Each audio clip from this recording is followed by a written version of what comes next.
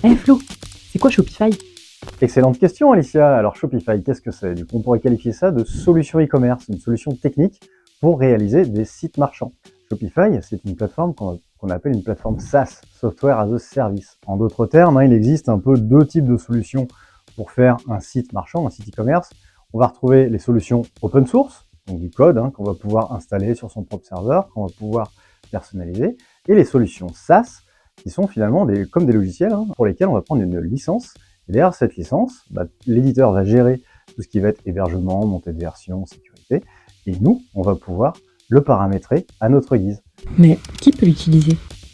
Quand je dis nous, du coup, ça peut être qui? Ça peut être aussi bien le client, ça peut être l'agence, ça peut être un freelance, ça peut être différentes personnes qui ont effectivement ces différentes compétences pour pouvoir gérer tous les métiers qui se cachent derrière un site e-commerce, parce qu'on parle beaucoup du X-Design, du e-design, de SEO, de CRO. On peut avoir des aspects techniques si on a des configurateurs, si on a des connecteurs avec des ERP ou des PIM. Et donc c'est pour ça qu'effectivement, même si c'est hyper simple à utiliser, on a quand même très souvent besoin d'une agence pour pouvoir pousser le logiciel au maximum. Et puis donc Shopify, ça c'est la solution technique, comme tu as compris, mais ça repose sur un écosystème qui est vaste, qui est à jour tous les jours, c'est assez bluffant, et qui dispose finalement de beaucoup d'éléments.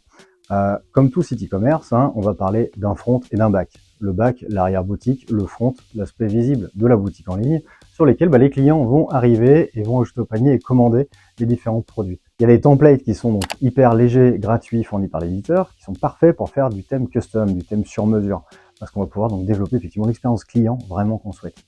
Et il y a des thèmes qu'on peut appeler des thèmes premium ou autres. Les prix varient entre 300 et 400 $ qu'on achète une fois. Et ces templates-là sont mis à jour par un éditeur tiers, l'éditeur du thème, sur lequel on va pouvoir paramétrer soit via le page builder, mais également en termes de code, de l'amélioration continue du thème. Attention ici, plus je modifie du coup un code, plus ça peut être compliqué, en tout cas ça va nécessiter du temps, de montée de version du thème, parce que personne ne maîtrise finalement les différentes montées de version, les dates de montée de version des thèmes. Quelle fonctionnalité propose Shopify? Donc là, tu as vu, on a vu donc les thèmes, il en existe plus de 1000, c'est assez dingue et c'est à jour tout le temps. Mais il y a aussi donc tout l'écosystème d'applis. Il y a donc le Shopify App Store sur lequel tu vas pouvoir trouver plein d'applis, certaines gratuites, même éditées par Shopify, d'autres payantes, qui peuvent avoir une gratuité également par rapport à certains volumes d'utilisation. Et toutes ces applis, elles permettent quoi? Elles permettent d'ajouter des fonctionnalités. Et ce qui est quand même assez dingue dans cet écosystème, c'est que comme dans ton iPhone, tu installes une app et elle marche. Tu peux la configurer et l'utiliser. Donc tu peux en utiliser pour des systèmes de fidélité, des systèmes de wishlist, des systèmes d'alerte en cas de produit qui n'est plus en stock, différentes fonctionnalités comme ça qui vont pouvoir agrémenter ton site. Donc au lieu de développer un truc qui pourrait prendre 5 à 10 jours de développement dans une autre techno, tu es OK pour installer une appli qui va peut-être te coûter 10 ou 20 $ par mois, quoi. Et donc en complément de toutes ces applis, il faut savoir que Shopify est très ouvert côté API et donc on va pouvoir étendre toutes les fonctionnalités de Shopify, aussi bien en termes de front que de back, en développant des applications sur mesure, donc des applications tierces qui auront un impact, comme je viens de le dire, soit sur le front, soit sur le back-office. Typiquement, des applis back-office qu'on fait très souvent, ça va être ce qu'on appelle des connecteurs. Quand j'ai un ERP, un PIM ou un CRM qui est un peu spécifique, à relier des API, il faut forcément qu'il y ait un morceau de code entre les deux. Et ce morceau de code, il peut être développé dans différentes technologies. Nous, on aime bien utiliser Symfony. Et par rapport à ça, on va développer une app custom pour faire toutes les connexions de récupération de stock, transmission de commandes, échange de statut de commande, suivi de livraison, etc. Et depuis quand Daddy utilise la technologie Shopify?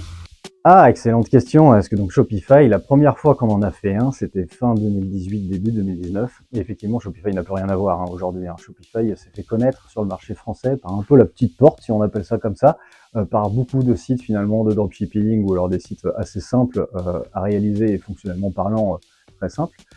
Mais depuis, ça a explosé, vraiment depuis 2 ans et demi, on va dire. Shopify n'a plus rien à voir à ce qu'on pouvait entendre avant. En termes de SEO, c'est la folie ce qu'on peut faire avec, en termes de fonctionnalités, pareil. Et donc aujourd'hui, on fait aussi bien du petit site rapide, parce que rapide est potentiellement pas cher. L'objectif, encore une fois, c'est d'être une solution qui aide les marchands à faire du business. Donc tout le monde ne fait pas 20 millions d'euros dès qu'il se lance, c'est normal. Donc au début, on crante avec une première version sur la base d'un thème. Je fais peu de personnalisation. L'objectif, c'est d'avoir la bonne offre qui correspond à sa cible et qui est au bon prix. C'est que ça reste la base du business. Et tout ça, du coup, peut grandir, et même énormément grandir, pour être au service de marchands qui font 20 ou 30 millions, que ce soit du B2C, du B2B, avec des architectures très complexes, Shopify, du coup, peut s'adresser à tout le monde. C'est quoi les réels avantages d'utiliser Shopify? Alors effectivement, à côté agence, tu vois qu'on peut absolument, entre guillemets, tout faire, quoi, hein, sur l'expérience utilisateur, sur des connecteurs, sur différents flux ou process métiers, quoi.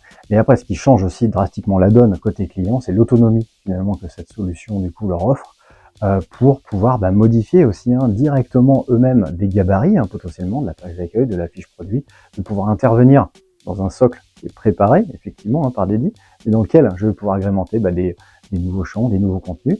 Et puis surtout, voilà, dès que j'ai des nouvelles idées ou dès que j'ai des besoins marketing, installer une app ou autre, c'est hyper simple et ça crée énormément d'autonomie côté client. Et nous, du coup, ce que ça change côté agence, c'est qu'on est de plus en plus finalement un service de CRO, d'optimisation de la conversion, qui va aider nos clients effectivement à passer des caps, passer des paliers d'acquisition de trafic, de conversion de ce trafic, et puis après de scalabilité côté process et côté back-office. Devrais-je faire appel à Dédi pour mon site? Effectivement, je te cache pas que notre quotidien, c'est pas mal de migration, Magento vers Shopify, PrestaShop vers Shopify, Salesforce, Commerce vers Shopify.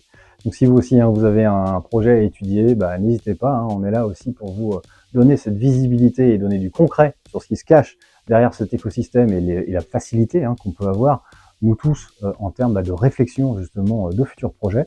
Donc si vous avez un projet à étudier, on est à votre dispo.